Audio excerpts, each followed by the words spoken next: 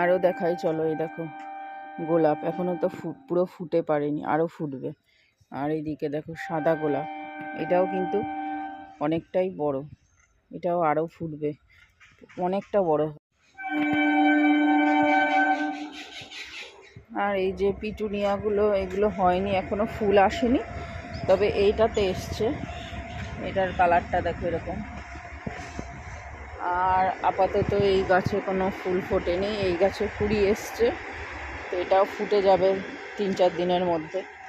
আর এটা ক্যাকটাস, এইদিকে সব গাঁদা গাছে ফুল এসে গেছে। আর দেখো চন্দ্রমল্লিকা, এটা ফুলগুলো কেমন হয়ে গেছে ফুটে, তো গাছটাই পুরো মনে হয় নষ্ট হয়ে গেছে।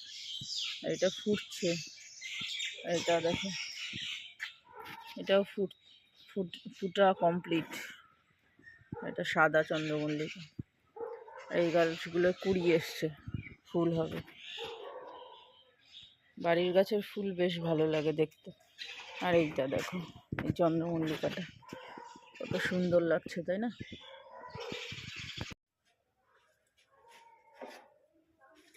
তো সকাল সকাল লিকার চা করে নিয়েছি, সাথে একটা বিস্কুট খাবো, একটা বিস্কুটের বেশি খাবো না। তো সানিকে ডেকে নিয়ে আসি, সানিও আমার সাথে চা খাবে। তো এখন সকালবেলা 2টো বেগুন নিয়ে মামিদের বাড়ি যাচ্ছি বেগুনটা দিতে। কাঠের জালে বেগুন পোড়া আর গ্যাসের জালে বেগুন পোড়া অনেক তফাৎ কিন্তু। তো যাই মামিদের বাড়িতে দিয়ে আসি 2টো বেগুন হয়ে যাবে আমার আর শানের। তো চলো মামিদের বাড়ি যাই। এই যে কাঠের উনুনে এখন মামিকে দিয়ে দিচ্ছি, মামি বেগুন পুড়িয়ে দেবে, ঠিক আছে? দেখো কাঠের জালে রান্না, ভাত হবে মামি? না, গরম জল হবে, ওই জামা কাপড় শুকাবো। ও ভাত করবো, গ্যাসে করবো, ওদের জন্য অল্প, আমাদের ভাত আছে। ভালো হয়েছে। সকালবেলা শান যাবে পড়তে, তো আমি শানকে ভাত ভাজা করে দেব। দিল্লিতে গেছিলাম, সেই পেঁয়াজ ছিল, পেঁয়াজের কল উঠে গেছে, এই পেঁয়াজ দিয়ে ভাত ভাজা করে দেবো, আলু ফালু কিছু দেবো না। আসো, এই যে সানি আসার চেষ্টা করছে, আসো, এসো। তো শান পুরো রেডি হয়ে গেছে পড়ার জন্য, বনগায় পড়া রয়েছে, বনগা না কালোপুরে। আর এই দেখো চুটকুলির কাজ কি, তো হচ্ছে ওষুধগুলো সব কটা নামালো, নামিয়ে আবার গুছিয়ে রাখছে ওখানে। বাহ বাহ বাহ, ভেরি গুড, বাহ বাহ বাহ বাহ, হাততালি, বাহ বাহ বাহ বাহ, সানি ভেরি গুড। আর ভাত ভাজা করে দিয়েছি, ভাত ভাজা খাচ্ছে শান। তো আজকে না, এখন বেলা 10টা বাজে, এখনো পর্যন্ত রোদ উঠছে না। জানি না আজকে রোদ হবে কিনা। আজকে মনে হচ্ছে, ওয়েদার দেখে মনে হচ্ছে না যে আজকে রোদ উঠবে।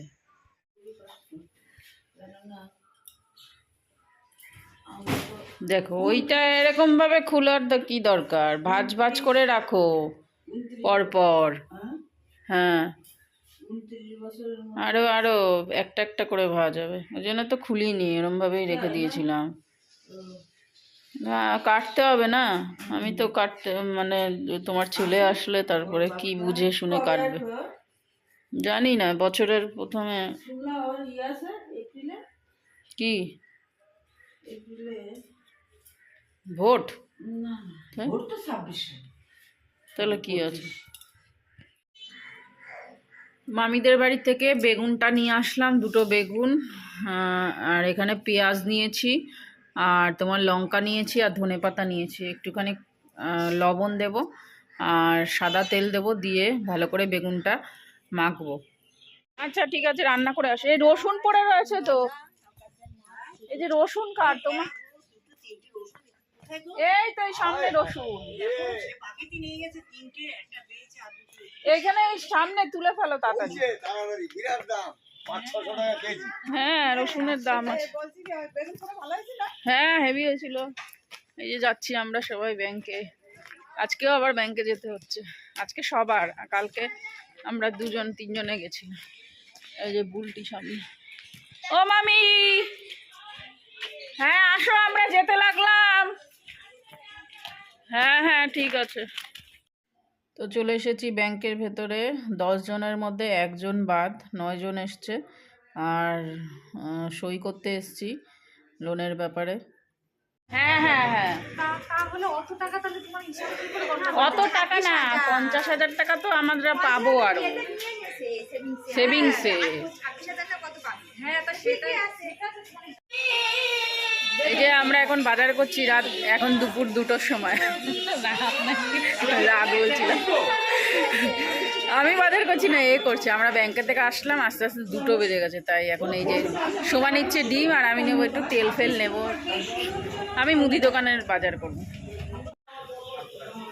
এবারে টুম্পা খাতা নেবে ওর মেয়ের জন্য, ছেলের জন্য। তো অনামিকায় চলে এসেছি। খাতা বছরের প্রথমে শুরু, বই খাতা লাগবে, বই কেনা হয়ে গেছে, খাতা কিনবে টুম্পা। তো বাড়ি এসে মোবাইলটা চার্জে বসালাম, চার্জে বসিয়ে তারপরে খাওয়া দাওয়া কমপ্লিট করলাম।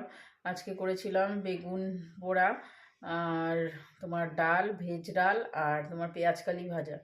এই দিয়ে দুপুরের রান্নাটা, দুপুরের খাওয়া দাওয়া কমপ্লিট করে শান মানে টিভি দেখছে, আর আমি বসে বসে সবার মোবাইলে ভিডিও দেখছি।